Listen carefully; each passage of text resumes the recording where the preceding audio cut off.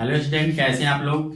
मैं आज आप लोगों को क्लास 12 जीव विज्ञान का चौथा अध्याय जिसका नाम है जनन स्वास्थ्य का चौथा भाग पढ़ाऊंगा, जिसके अंतर्गत आप पढ़ोगे यौन संचारित रोग। अगर हम यौन संचारित रोग की बात करें तो वे रोग जो संभोग के समय एक व्यक्ति से दूसरे व्यक्ति में संचारित हो जाता है, पहुंच जाता है। जैसे महिला और पुरुष के द्वारा जो सेक्स की क्रिया होती है, जो संभोग की क्रिया होती है, उस क्रिया के दौरान एक व्यक्ति से दूसरे व्यक्ति में जो रोग पहुंच जाता है उसे कहा जाता है यौन संचारित रोग। तो आइए हम देखते हैं यौन संचारित रोग होता क्या है। तो हमारे पास हेडिंग पड़ी है यौन संचारित रोग के बारे में। तो आइए हम समझते हैं इसको।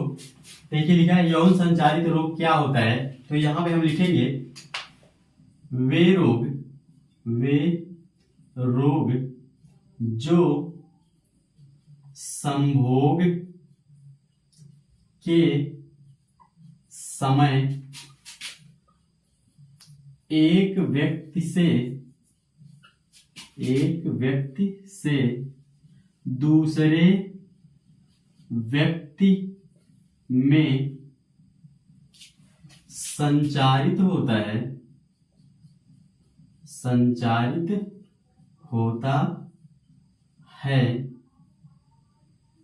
यौन संचारित रोग कहते हैं।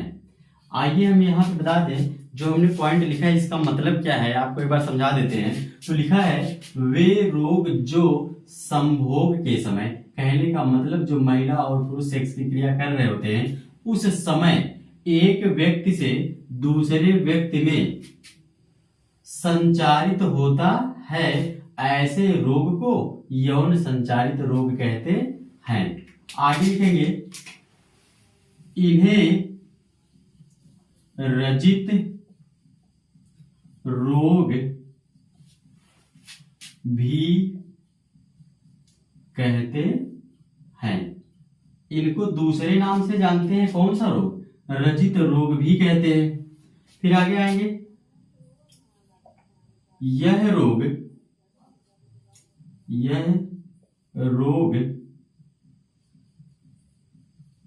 किसी भी लैंगिक संपर्क जैसे गुदा, योनि या मुख मैथुन द्वारा फैलता है। अब देखिए जो यौन संचारित रोग होते हैं, ऐसे रोग जो संभोग के समय एक व्यक्ति से दूसरे व्यक्ति में संचारित होते हैं उनको कहा जाता है यौन संचारित रोग। इन्हें रजित रोग भी कहते हैं। और ये जो रोग है, आगे लिखा है यह रोग किसी भी लैंगिक संपर्क, जैसे अगर गुदा के द्वारा सेक्स की क्रिया हो रही है, योनि के द्वारा हो रही है, या तो मुख के मैथुन द्वारा हो रहा है, तब भी यह रोग क्या हो जाएंगे? फैल जाएंगे। इन रोगों को कहा जाता है यौन संचारित रोग। ये रोग निम्न लिखित होते हैं। ये रोग कैसे होते हैं? निम्नलिखित होते हैं। तो आइए हम देखें ये कौन कौन से रोग हैं जो एक व्यक्ति से दूसरे व्यक्ति में संचारित होते हैं। तो आइए हम हेडिंग डालते हैं आगे।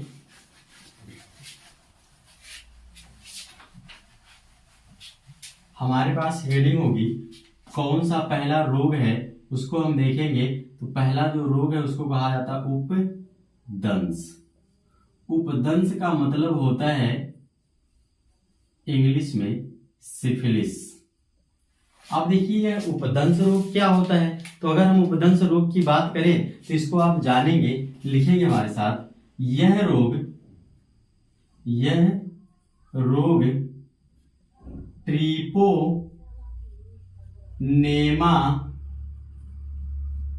पैलिडम नामक जीवाणु के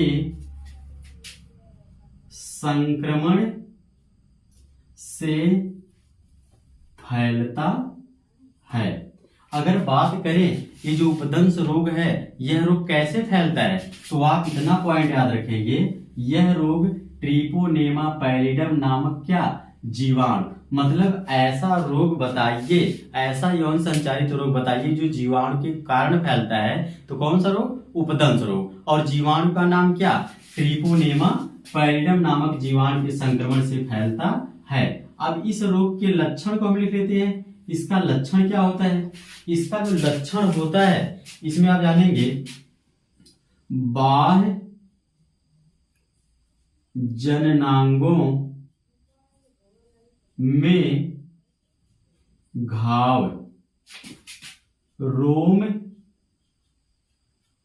पुटिकाएं या खरोच आदि दिखाई देते हैं। मतलब ये जो उपदंश रोग है, इसका लक्षण क्या है, क्या क्या दिखाई देता है? अगर देखा जाए, जो महिला या पुरुष का बाह्य जननांग है, जैसे अगर बात करें पुरुष में, तो जो पेनिस वाला भाग है वहां, या तो महिला की बात करें तो जो योनि वाला भाग है, उस जननांग पे रोम, मतलब कहने का घाव बन जाएगा और रोम पुटिकाएं और खरोंच दिखाई देंगे। आगे लिखेंगे, सर्वप्रथम संक्रमित स्थान पर बैगनी सा, कैसा? बैगनी सा वृत्ताकार घाव बन जाता है। अब देखिए उपदंश रोग क्या है? उपदंश रोग ट्रेपिनेमा पैलिडम नामक जीवाणु के संक्रमण से होता है। और इसके लक्षण क्या है? अगर लक्षण की बात करें तो बाह्य जननांगों में घाव, रोम पुटिकाएं, खरोंच आदि दिखाई देते हैं। इसका सर्वप्रथम संक्रमण क्या होता है? जिस स्थान पे इसका संक्रमण हुआ होता है वहां बैगनी सा वृत्ताकार घाव बन जाता है। इस रोग को कहा जाता है उपदंश रोग। अब हमारे पास दूसरा रोग होगा जो लैंगिक संबंध के द्वारा फैलता है, एक दूसरे के संपर्क में आने से फैलता है। महिला और पुरुष में जो सेक्स की क्रिया होती है, उस क्रिया के दौरान जो रोग फैलता है, उस दूसरे रोग का नाम है, यहाँ पे हम लिखेंगे दूसरा रोग। आइए हम लिखते हैं दूसरे रोग के बारे में। दूसरा जो रोग है उस रोग को कहा जाता है सुजाक। क्या कहा जाता है? सुजाक। अगर हम बात करें सुजाक की, तो सुजाक को कहा जाता है गोनोरिया। अब देखिए, अगर हम बात करें सुजाक रोग क्या है, तो सुजाक रोग जो है वो किसके कारण? निसेरिया गोनोरी जीवाणु। कौन सा जीवाणु? निसेरिया गोनोरी जीवाणु के संक्रमण से फैलता है। आपके लिए सबसे इंपॉर्टेंट पॉइंट ये है, ये जो सुजाक रोग है ये किसके कारण फैलता है? तो हमारे पास ये दिया गया है, सुजाक रोग किसके कारण फैल रहा है? जीवाणु के कारण। और जीवाणु कौन सा है? निसेरिया गोनोरी जीवाणु। अगर हम बात करें सुजाक जो है, इसके हम अगर लक्षण की बात करें, सुजाक के अगर हम लक्षण की बात करें तो देखिए सुजाक का लक्षण क्या है। यह रोग लिखोगे, इस रोग का चिन्ह शरीर के बाहर नहीं होता है। अगर हम बात करें, ये जो सुजाक रोग है, सुजाक रोग का जो चिन्ह होता है वह शरीर के बाहर नहीं पाया जाता है। मतलब यह रोग है क्या? तो आइए हम देखें, इस रोग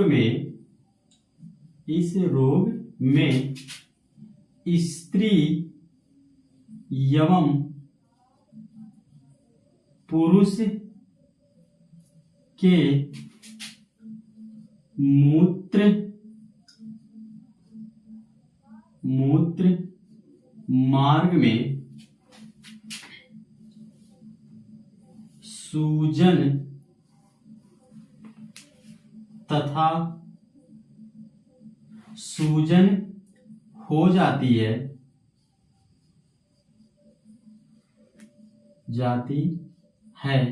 जिसके कारण मूत्र मार्ग में जलन होता है, जिसके कारण मूत्र मार्ग में मूत्र त्याग के समय जलन व पीड़ा होती है। क्या होता है? जलन व पीड़ा होती है। अगर हम बात करें सुजाक रोग के लेके, तो सुजाक रोग क्या है? सुजाक रोग जीवाणु के द्वारा होने वाला रोग है। जीवाणु कौन सा है? निसेरिया गोनेरी जीवाणु के कारण यह रोग फैलता है। अगर हम लक्षण की बात करें तो इस रोग का जो लक्षण है अगर देखा जाए तो शरीर के बाहर इसके कोई चिन्ह नहीं पाए जाते हैं। इस रोग में कौन कौन? स्त्री एवं पुरुषों के मूत्र मार्ग में सूजन हो जाती है, जिसके कारण मूत्र त्याग के समय उसमें क्या होता है? जलन और पीड़ा होता है। ये हो गया आपका सुजाक रोग। अगला तीसरा रोग जो है उसके बारे में देखते हैं।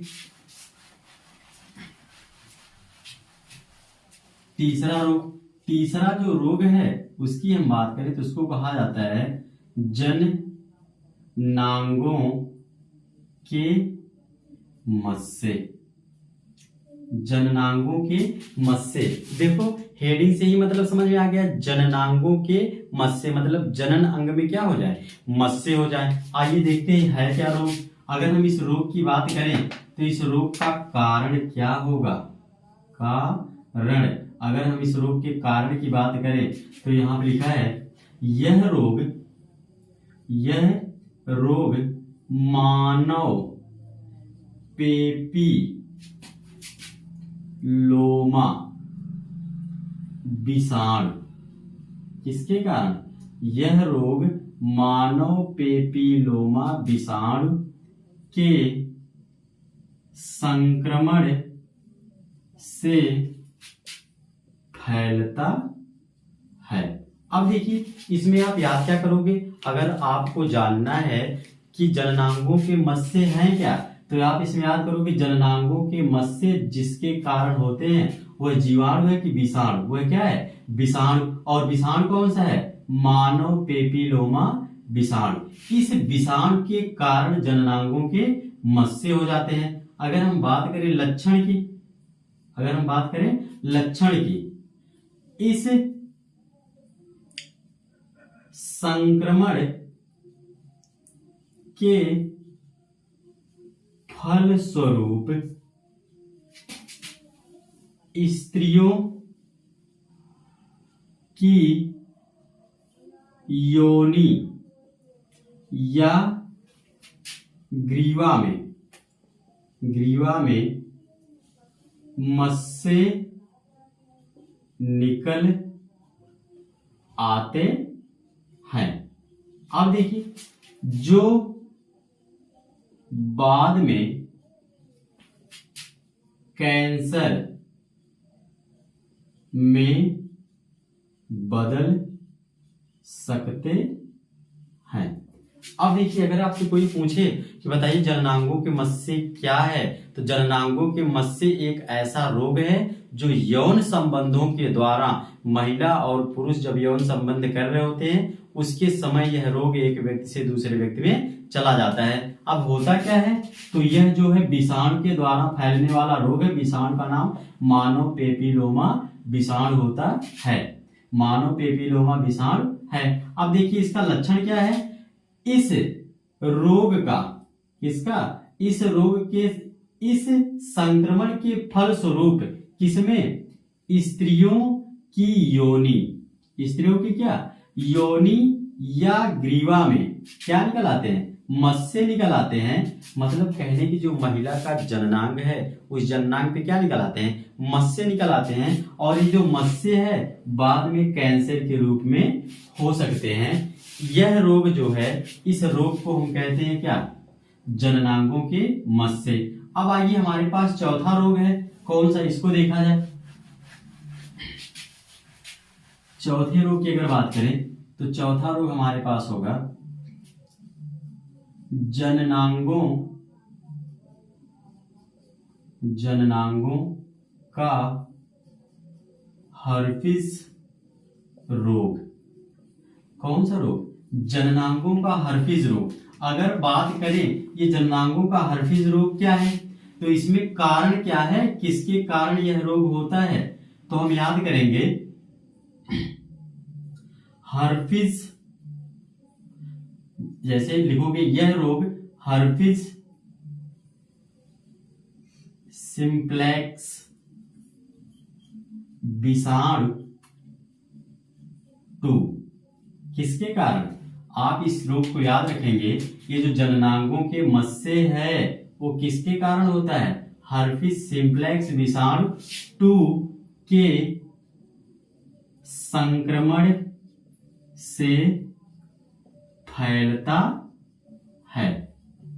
अब देखिए अगर हम इसके लक्षण की बात करें तो इस रोग का लक्षण क्या, अगर आपसे कोई पूछे जननांगों का हर्पिस रोग क्या है, तो आप बताओगे जननांगों का हर्पिस रोग जो होता है किसके कारण फैलता है, हर्पिस सिंप्लेक्स विषाणु 2 के कारण फैलता है। इसके अगर हम लक्षण की बात करें तो लक्षण में क्या है,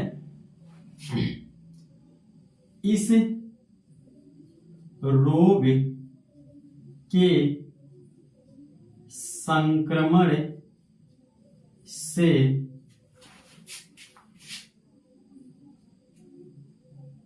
स्त्री एवं पुरुष के जनन अंगों में घाव के कारण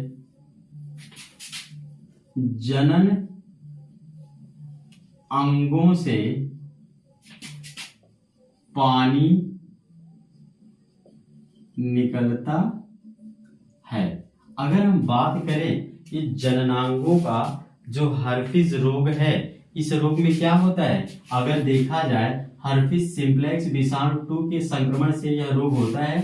इस रोग के संक्रमण से स्त्री एवं पुरुष का जो जनन अंग होता है उसमें इन्फेक्शन के कारण उन अंगों से क्या आता है, पानी का स्राव होने लगता है। इसको कहा जाता है जननांगों का हर्पिस रोग। अब आइए पांचवें रोग की अगर हम बात कर लें तो देखा जाए पांचवा रोग क्या है, तो हमारे पास जो पांचवा रोग है उसको कहा जाता है एड्स। क्या कहता है, एड्स। इसको कहा जाता है एक्वायर्ड इम्यूनो डेफिशिएंसी सिंड्रोम, ये इसका पूरा नाम है। अगर हम बात करें एड्स की तो एड्स के बारे में आपको इस बायोलॉजी के 8वें चैप्टर में, मतलब जो रोग वाला चैप्टर उसमें पूरा डिटेल रूप से पढ़ाया जाएगा, इसलिए इस रोग के बारे में थोड़ा सा सुन लीजिए है क्या।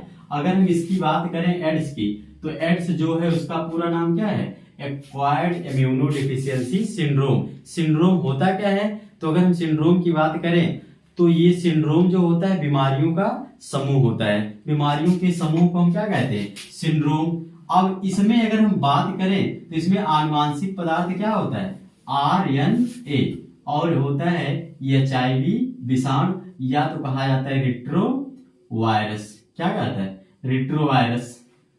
इसके बारे में बिल्कुल आपको अगले चैप्टर बिल्कुल डिटेल में पढ़ाया जाएगा, इसलिए यहाँ पे सिर्फ इसको सुन लीजिए है क्या।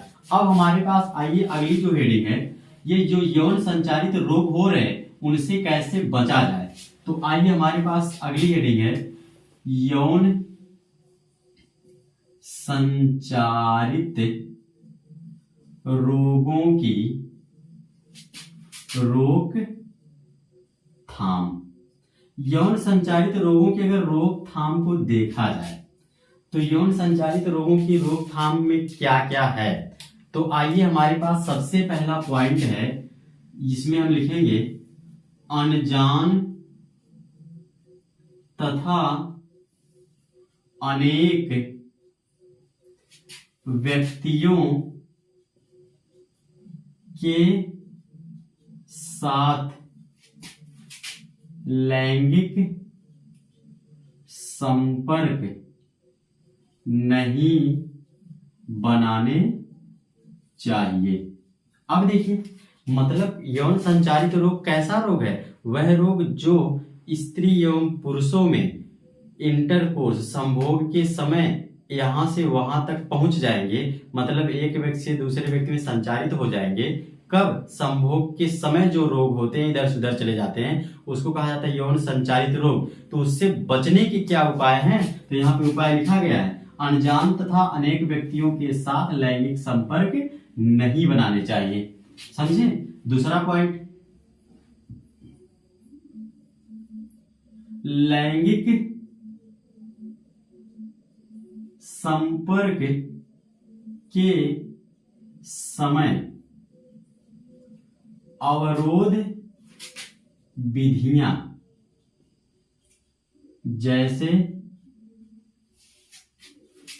कॉन्डोम आदि का उपयोग किया जाना चाहिए। अब देखिए दूसरा जो पॉइंट है, दूसरा पॉइंट क्या है, कैसे बचा जा सकता है? तो जब मैथुन की क्रिया के लिए प्रेरित हो तो उससे पहले हम किसका? कंडोम का उपयोग करें, जिसके कारण ना तो निषेचन होगा और ना ही ऐसी कोई समस्या होगी। मतलब कहने का मतलब क्या है, किसी का अंग किसी से कोई टच में नहीं रहेगा और कोई समस्या ना होगी। हम किसका उपयोग करेंगे? कंडोम का उपयोग करेंगे, तो बीमारी इधर से उधर नहीं जाएगी। तीसरे पॉइंट की अगर हम बात करें, लोगों को यौन संचारित रोग के लिए जागरूक बनाना चाहिए। कहने का मतलब क्या है? लोगों को बताना चाहिए कि यौन संबंधों के द्वारा बीमारियां एक व्यक्ति से दूसरे व्यक्ति में चली जाती हैं, इसलिए उनको पहले से ही क्या कर देना चाहिए? जागरूक कर देना चाहिए कि जो भी अगर काम ऐसा हो तो इन सब चीजों पे ध्यान दे, अनेक तथा अनजान व्यक्ति ना हो, अगर हो भी तो किसका? कंडोम का इस्तेमाल किया जाए। चौथा पॉइंट आप समझिए, अगर आप किसी डॉक्टर, जैसे मान लीजिए दांत वाले डॉक्टर के पास गए तो दांत चिमटी से क्या करेगा? वो खींच लेगा, खून निकल गया। समझ ना? अब देखिए इस दौरान ऐसा भी हो सकता है कि दूसरे अगर कोई जा रहे हैं तो ब्लड के रिलेवेंट से रोग पहुंच सकता है, जैसे एड्स रोग होता है वो पहुंच सकता है एक व्यक्ति से दूसरे व्यक्ति में। इस प्रकार से आज का ये आपका बिल्कुल टॉपिक खत्म होता है, जिसका नाम है यौन संचालित रोग। अगर हम यौन संचालित रोग की बात करें तो यौन संचालित रोग क्या होते हैं? यौन संचालित रोग ऐसे रोग जो एक व्यक्ति से दूसरे व्यक्ति में पहुंच जाते हैं। यह आज का आपका टॉपिक खत्म हुआ। समझ रहे ना? बिल्कुल यह पॉइंट, यह हेडिंग आपको अच्छी तरह से, हमें उम्मीद है कि समझ में आ गई होगी। अगर समझ में आ गई है तो वीडियो को सब्सक्राइब और शेयर करना ना भूलें। थैंक यू, धन्यवाद।